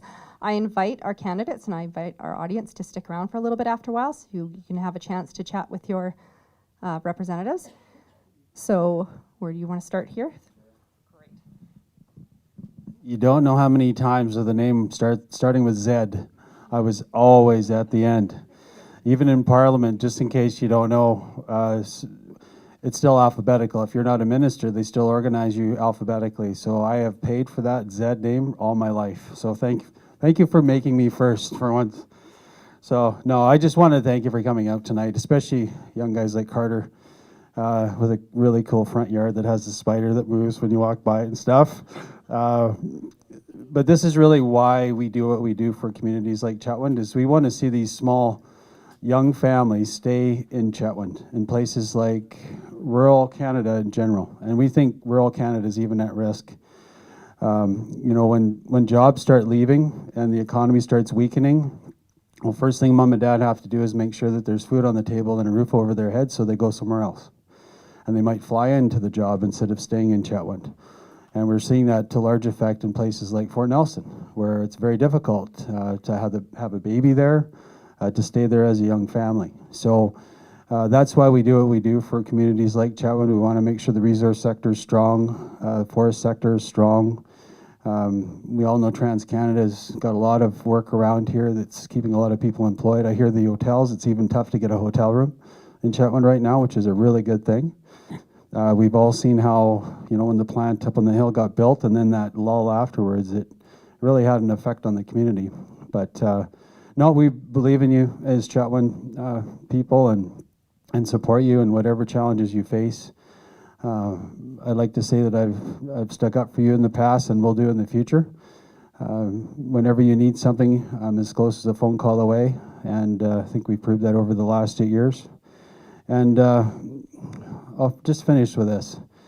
I think we talk about our different governments and what we have planned. I think we have to start caring about the rural Canadians that are really affected by these cuts.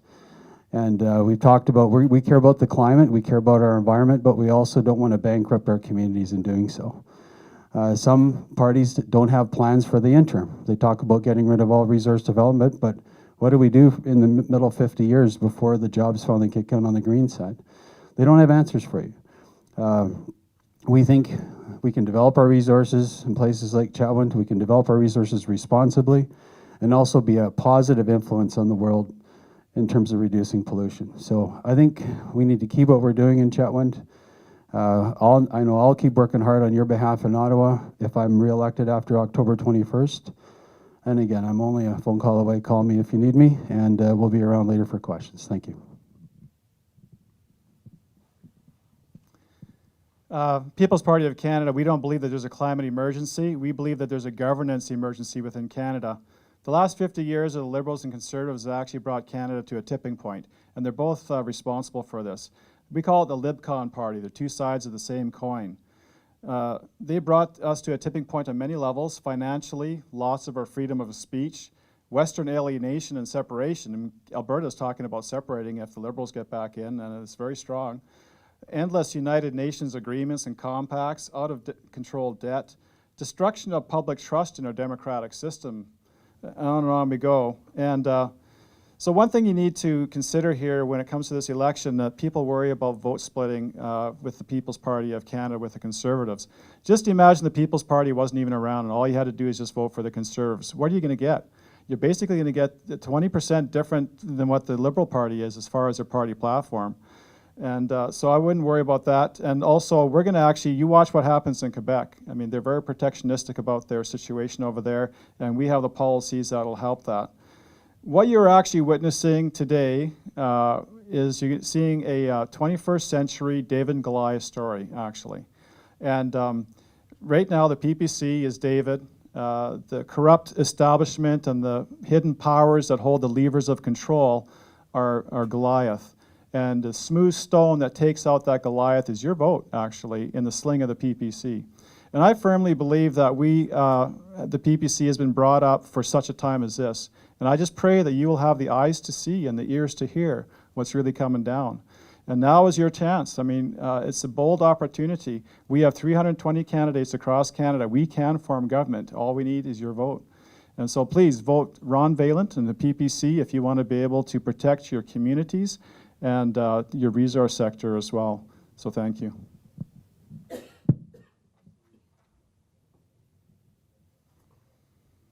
The 6 guiding principles of the Green Party are ecological wisdom, social justice, participatory democracy, non-violence, sustainability, and respect for diversity. These principles do not waver and are at the heart of the Green Party policies. These principles do not change to try and gain more votes at each election. If other parties had listened to our platform 30 years ago, we would not be in the climate crisis we are in now. We would have already weaned ourselves off of fossil fuels and would be leading the world in renewable technologies. There are answers. The Green Party will invoke the precautionary principle in making decisions about approvals of products, substances, projects, and processes where there is a potential for irreversible harm. If there is no scientific proof of safety, then approval will be withheld. Ban the production, distribution, and sale of single-use plastics. At this point, 80% of all seabirds, we are finding that they are ingesting plastics, let alone other sea species. We will ramp up the development and implementation of endangered species recovery plans. We rely on global ecological diversity to survive as humans on this planet. We will replace the secretive Board of Economy with an independent oversight committee to review MP's salary, expenses, and office budgets. We will strengthen the Lobbying Act to require greater transparency and prevent revolving doors between political life, the public service, and lobbying. Voting Green takes pride and determination. I understand that we don't all agree, but it's time to vote for change. As long as the polar bears don't have their sea ice to swim to, and the permafrost is no longer frozen, we have a problem. First of all, I'd like to take the opportunity to thank everyone for coming out tonight. I think it's a really good turnout here in Chetwynd, especially after a long weekend. I love the North, and I want to be your MP in Ottawa so I can get Prince George, Peace River, Northern Rockies benefiting in every way from the vast wealth of resources in the North. I can provide a strong voice in Ottawa. I am asking for the voters to rock the Liberal vote in Prince George, Peace River, and Northern Rockies riding. I believe in the North having greater interconnectivity, whether it's with the highways, whether it's with the internet, but we need to start benefiting from our resources in the North. I also speak out for diversity in the North. We have a huge diversity in the North that I so appreciate, the multicultural country that we all come from, and we're all encouraged to be proud of our roots. I have a loud, strong voice. I would like to be your MP in Ottawa. Thank you.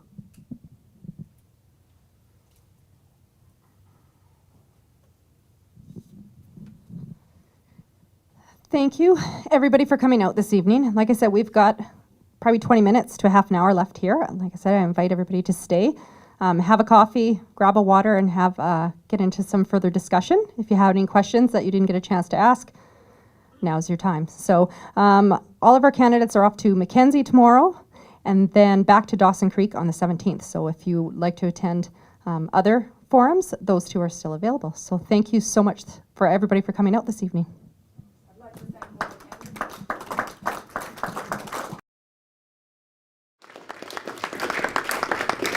I'd like to ask one question. Mr. Zimmer knows where I stand on this. What are you people going to do for the veterans? Already they've cut back the benefits for the guys that need medical attention. This is a crock. We put our life on the line for $86 a bloody month. Now they get $2,000, $3,000, $4,000 a month.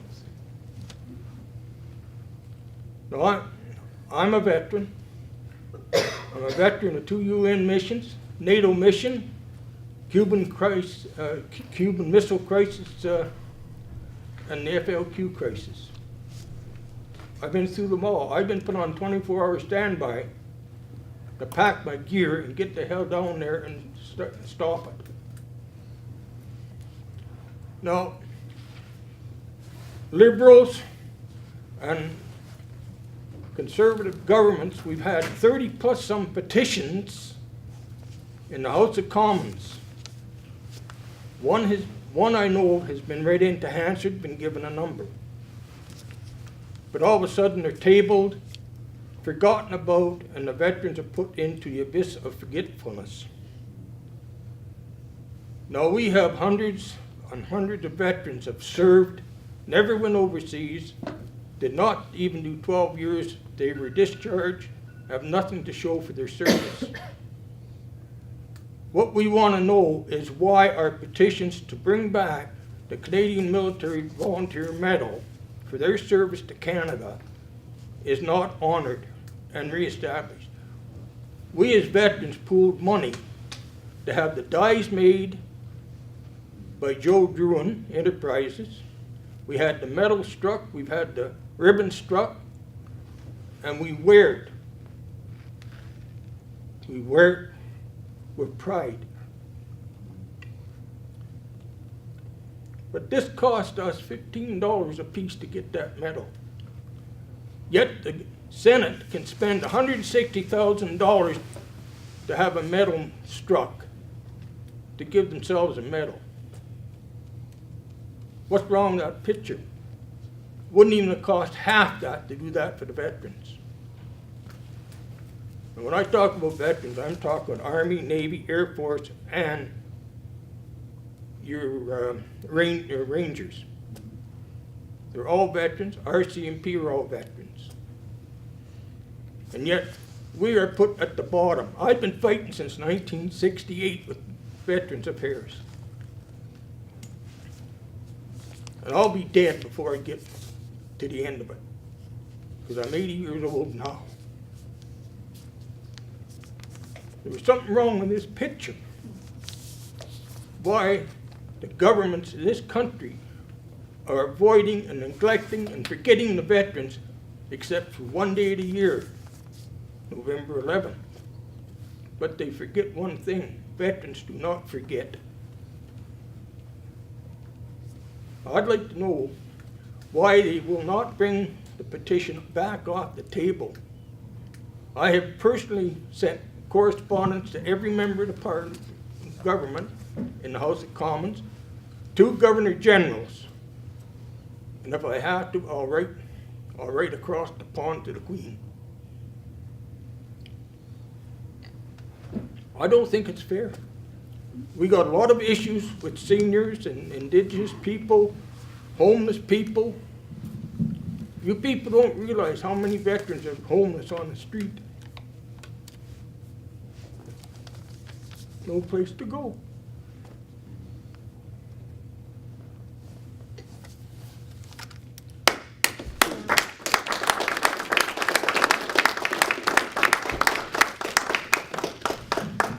Yeah, and I know you've been fighting for this a while. I think I was one of the ones that brought the petition to Ottawa a couple years ago. And I think it all starts with respect. I was on Veterans Affairs Committee for a while, and the one thing we tried to establish was the respect that we have for you as veterans needs to be bureaucracy-wide. So when you call in to get service, it goes back to that public service. They really are serving you as public servants, and that really needs to be the attitude from the bureaucracy at Veterans Affairs. We want to establish a military covenant between government and veterans. So there's an automatic service level that's a mutual respectful one. The one that I was even asked to do too by other veterans in the community. You know, this is something too that if you're not a veteran, it seems like it's, you know, because it doesn't relate to you as an issue. Even the 150-year service medal. So we had a celebration of Canada's 150th. Okay, and every time before we had a significant milestone, Queen's Jubilee was the latest one that I was honored to give 30 medals out in this community to. This government wouldn't even have a 150 medal for all its veterans. And you tell me the cost that would cost, just showing that little bit of respect to our veterans, just as a medal. But to that veteran, it means everything, right? And why does this government think that's too expensive to provide that medal to our veterans? I don't understand that. I do think we have to work hard to gain your respect if we get in. I think it's something every government should pursue with all its vigor and all its energy because of what you did for us. And I'm committed to doing that. Thank you. Well, I'll let something do this. The answer I got back, and I have no respect for, I would not follow him into battle as your defense minister. To us, he was just a weekend warrior. He lied about his service in Afghanistan, so right now he lost all respect to veterans. Sorry, did you want the other Yeah, they can, to answer? but I just want to add this.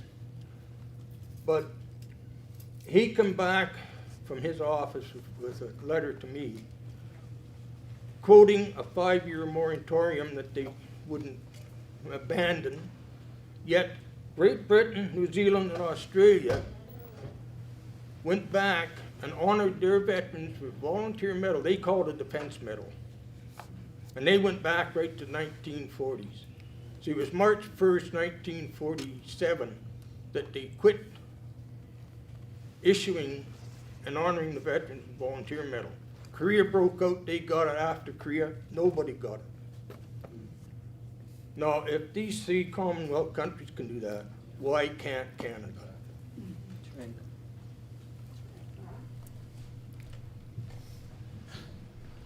The People's Party of Canada have released a specific platform on veterans and what we want to do with the military.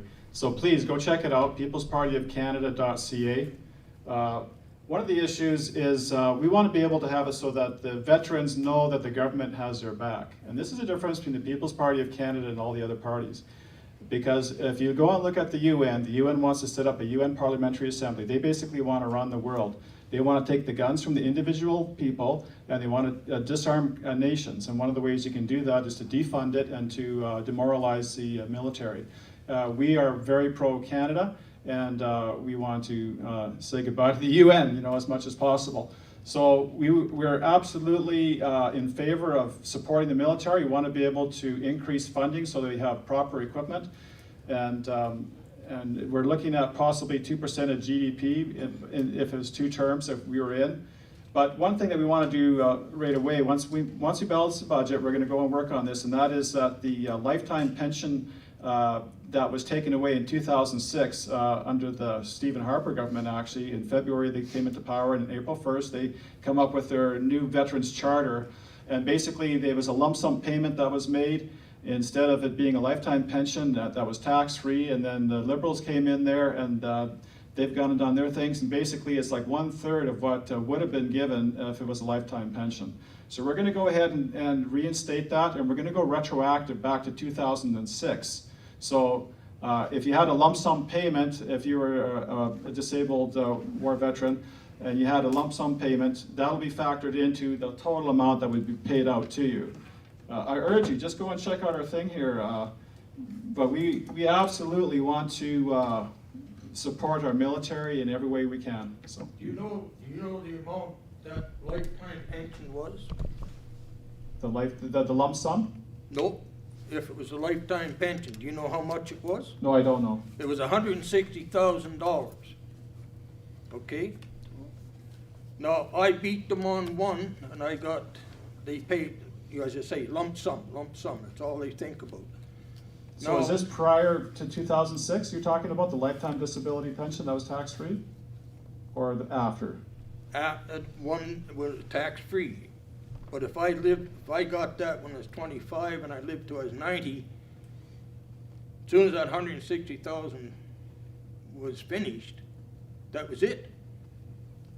Yeah, but are you talking a lump sum payment? No, lump sum payments, well, that was a percentage. They'd figure out what you needed and they'd send you stuff. Because a lump sum payment came after Stephen Harper changed it after 2006. I'm very well versed in I'm this. sure you are. And the thing is, I get a letter from Veterans Affairs Department saying, we can't compensate you any more money. Now, I've been suffering for nearly 60 years. And a lot of us ended up with this problem when we were over in Africa. And they still deny it. They deny it. For all these years, they've been denying it. The only thing to give me any compensation for is for my hearing. Okay, well, you check out our party platform. I mean, we're very committed. And any money I got, I put into medical expenses and transportation, accommodations to try to keep my wife alive. Well, thank you for sharing. Would you like me to carry on? As I mentioned in my opening, I'm the executive director of Connaught Youth Centre Society in Prince George, and that facility actually houses Army, Air, Navy, and Sea cadets. It's the only facility in Canada that actually houses all cadets in one building. And so I see firsthand that not only does DND not support our veterans and our federal government supporting our veterans, but they're also not supporting our cadets as they go up through training. Our cadets are actually doing bake sales and wrestling matches just to raise money for their uniforms and for their training camps. I'm going to go through the Green Party's platform for honoring veterans. The Green Party values the work and sacrifices of all Canadian Forces and RCMP veterans and active personnel and will ensure that the veterans and their families are well cared for. The fact that suicide rates among veterans are climbing is a clear indication that they are not getting the services and supports that they need. A Green government will step up to provide long overdue comprehensive services for veterans. We will provide support for all veterans, including disabled veterans, that allow them to live in dignity. Ensure that services to veterans and their family members are fully integrated and funded. Launch a national re-examination of veterans' issues in December 2019 based on good faith engagement with military families and veterans, including issues relating to pensions and benefits. The goal is to identify necessary reforms and changes to programs to better meet veterans' needs. In the meantime, restore periodic payments to veterans at pre-2006 levels. Repeal the section of the Superannuation Act that denies the pensions to surviving spouses of certain workers, including RCMP and veterans who married after 60 years old. Work with veterans organizations to review and update the Veterans Charter and the processes, structure, and mandate of the Veterans Review and Appeal Board to ensure all veterans are treated fairly and with respect. And finally, ensure that all veterans have access to health care, mental health support, and treatments. Military personnel with PTSD must be treated as highly valued people whose health needs need to be restored rather than liabilities who need to be removed. Thank you. The Liberal government reopened all of the 9 Veteran Affairs offices closed by the Conservative government under Harper. The Liberal government delivered $5.6 billion in new financial resources for veterans and their families, including increasing the disability award to a maximum of $360,000 indexed to inflation. This means more money in the pockets of all of our vets and ill and injured vets, increasing the earning loss benefit to 90% of the veteran's pre-salary release. Indexed to inflation, this ensures those undergoing rehabilitation have the financial support they need during their recovery. Implementing personalized assessments for the permanent impairment allowance will ensure veterans are more appropriately compensated for the impact of a service-related impairment on their career. The benefit will also be renamed the Career Impact Allowance to better reflect its intent. We've also increased the amount of the survivor's estate exemption under the funeral and burial program so that veterans are eligible for a dignified funeral and burial. The Liberal government took significant steps towards delivering a higher standard of service and care for Canada's veterans and hired more than 360 employees to give veterans access to the support that they need. The Liberal government is committed to supporting Canada's veterans, especially those who are ill or injured. It is our responsibility to provide financial security for those who need it. That is why the Liberal government introduced Pension for Life, a monthly payment that will mean better support for ill and injured veterans. The plan provides tax-free compensation with a choice of monthly payments for life to recognize pain and suffering caused by service-related disability. The plan also provides income replacement for veterans who are experiencing barriers returning to work after military service at 90% of their pre-release salary. And the plan service support a wide range of areas, including education, employment, physical and mental health. Excuse me, but how can I believe that when the Liberal government just cut back the medical benefits for veterans to have to go to the hospitals? How can I believe that they will do that, or they've even done it? We had a saying in the Army. It sounds like someone is a babbling brook. They don't know where they're going. Prior preparation prevents piss poor performance, eh?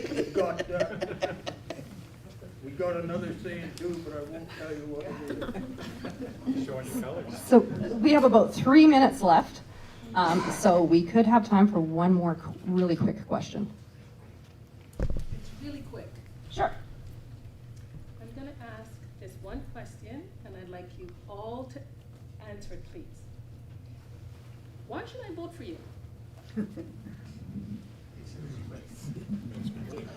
How much time do we have? 3 minutes. Divided by 4. It's a good question.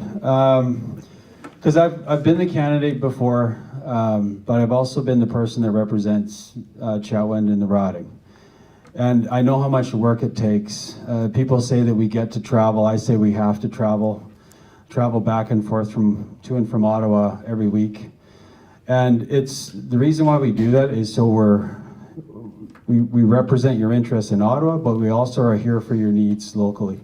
And I'll just use this as an example. We have 4 offices total in the riding. And should I care about that?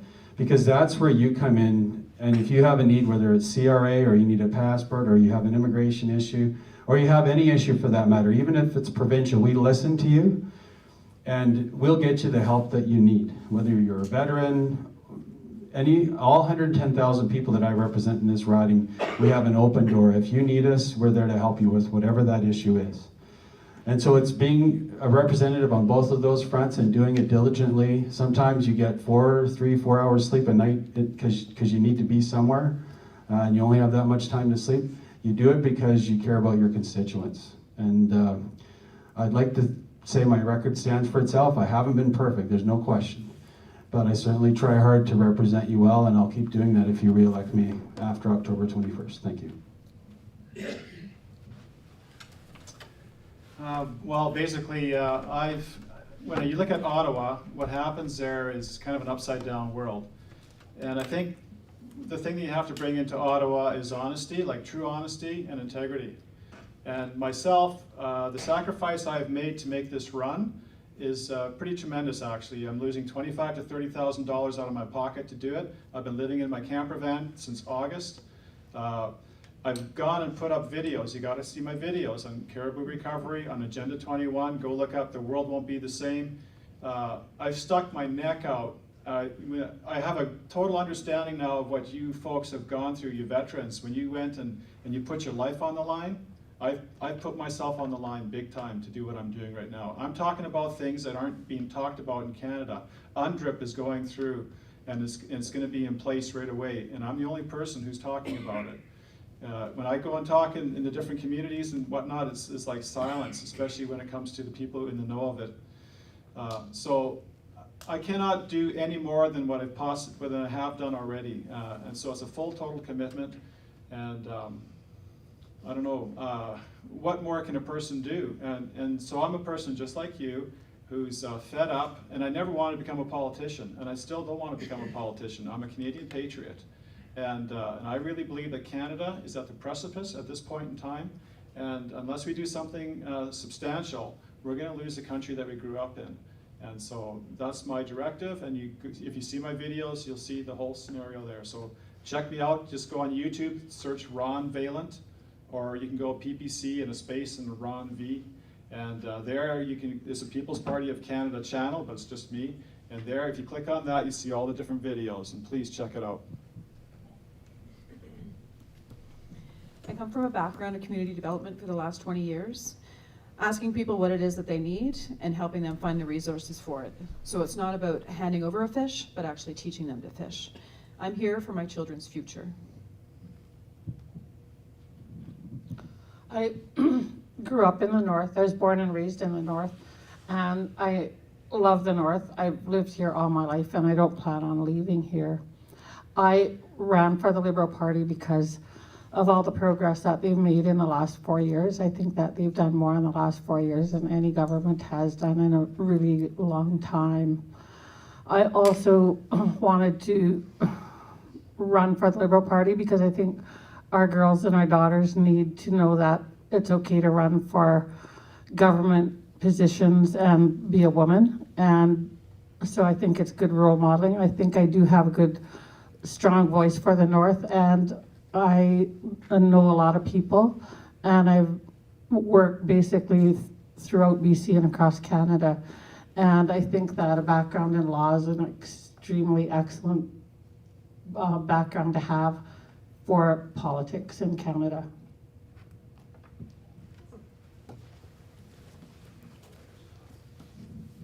And that wraps up our evening. So again, thank you so much everybody for coming out, and thank you to everybody for coming out.